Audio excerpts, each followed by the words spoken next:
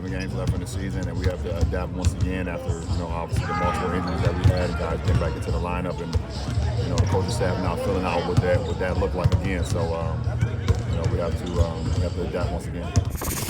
I mean, you can always lean on experience. That's something you can always lean on, but, adversity is a part of the game. I think we all love to be a part of it, love being in it. I think it definitely builds character, going forward for the unit. So, obviously the playoffs is a different monster, a different beast, but, having experience throughout the regular season definitely helps. So the Lakers, they've now lost 7 of their last 10 games, after that 20-4 run, a stretch in which they had the best record in the NBA. But for weeks, the Lakers looked like true contenders. And with the slide, the LeBron injury, they've fallen all the way to 5th. So, Booz, which version of the Lakers is real? That 20-4 stretch that we saw, or the one we're seeing right now? Yeah, I'm going to lean towards a 20-4 stretch. I mean, Bron gets hurt. They got a couple games back with him. Hachimura comes back. And I still feel like this is almost like a training camp situation for Luka. I agree with Big Perk, though. His effort defensively has to ramp up a bunch if they're actually going to chase a title. Perk was a part of one of the best defensive teams in Boston. I had Tibbs in Chicago. I know what it takes to play good defense. And you have to at least be engaged defensively. And Luka, as awesome as he is offensively, he's got to be a huge part of that defense. If he's talking, if he's pointing, if he's closing out, if he's getting rebounds, if he's doing things to help us, diving on the floor for loose balls. They got some guys that will do some dirty work, but how great is it when we had guys like Kobe Bryant diving on the floor for loose balls? We had superstars doing that. Luka's capable of that kind of effort. And if they want to win a championship and get by this Western Conference, he got to give the effort. And I'm glad Booz brought that up, the word effort. It means so much. I mean, we talk about the Hall of Famers that I played with. One of those guys was Paul Pierce. By the way, had one of the greatest NBA Finals runs in the history of the game. We'll get to it. But he was another guy that's first team all-WAC body.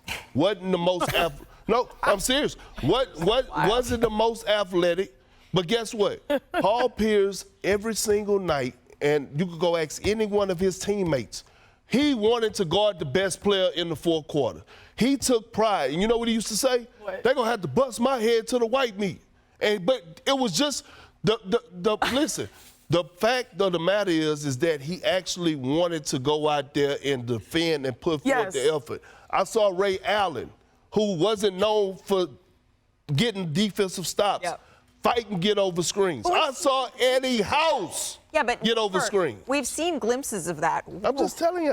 We just got taken to church for a minute on that one today. We've seen glimpses of that from Luka. I mean, it's probably somewhere in between, right? Yeah, it has to be somewhere in between. Like the 20-4, things were great. But at the same time, you heard this week, J.J. Redick said, hey, my guys might be tired. My guys might be maxed out. In some ways, I'm not saying that guys shouldn't be fresh, or should be fresh. I think it's more so it requires so much of LeBron James, Luka Doncic, Austin Reeves and company to have the #1 defense in that 20-4 stretch for them to be successful.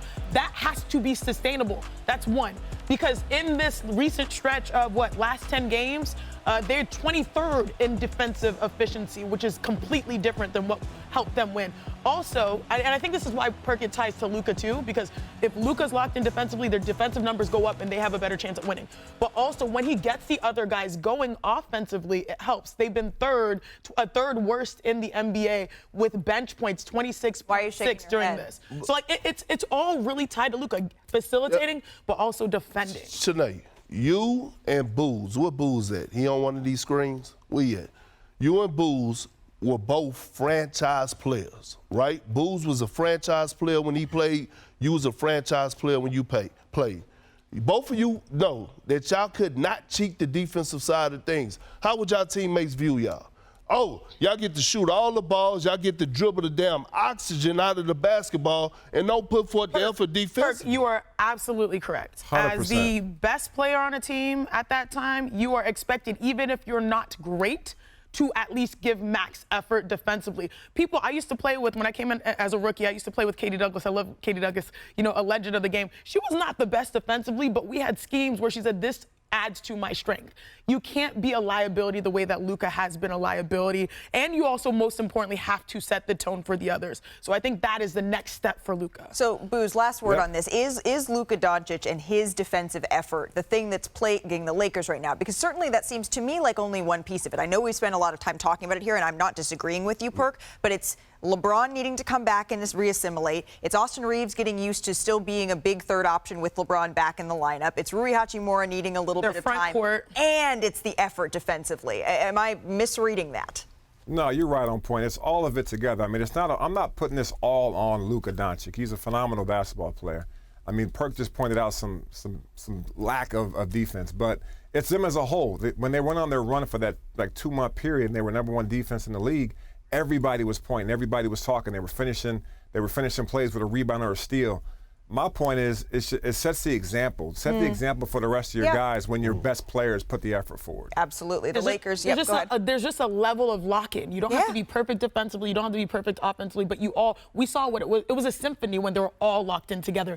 I like that. You that like was music? good. Yeah. Where symphony was good. The Lakers, one thing to keep an eye on in their matchup against the Indiana Pacers. Their transition defense is struggling. The Indiana Pacers love to get out and run in transition. I do think they're a top 10 defense that's just struggling right now. All right, some major news out of Milwaukee last night. Damian Lillard was diagnosed with deep vein thrombosis, a blood clot in his right calf. He is on blood thinning medication, which has stabilized the clot, but the team says he remains out indefinitely. So Jamal Collier, who covers the Milwaukee Bucks, is joining us now.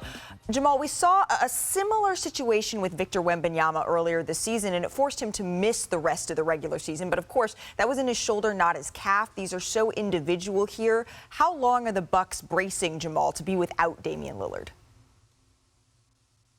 Yeah, Malika, there's still optimism at this time that Dame is going to play again at some point this season. He's been on those blood thinners since last week, and the team is going to continue to monitor and test him regularly to see how the blood clot is doing with 11 games to go in the regular season before the playoffs. And during this past road trip, the Bucks have been on a 5-game West Coast road trip. I spoke to Dame, and he mentioned how much he was looking forward to the playoffs, how his chemistry with Giannis and their comfortability has really improved this year in year 2 versus year 1. So he really wants to get back on the floor if at all possible. But his focus last night was not necessarily on that. It was on the sensitivity of the issue, on his health. He was happy that the Bucks caught this early and acted swiftly on it, and he was able to, get on the medication and is starting to stabilize from this early, injury. And for Milwaukee as a whole, this is another year where down the stretch they have caught a really critical injury bug. Remember last year, Giannis had a calf injury in the 79th game of the season. We've had playoff injuries for Giannis. A couple of years ago, Chris Middleton went down in the playoffs. So Milwaukee was really hoping to be whole and healthy and dependent on their 2 stars, Giannis and Dame, heading into the playoffs.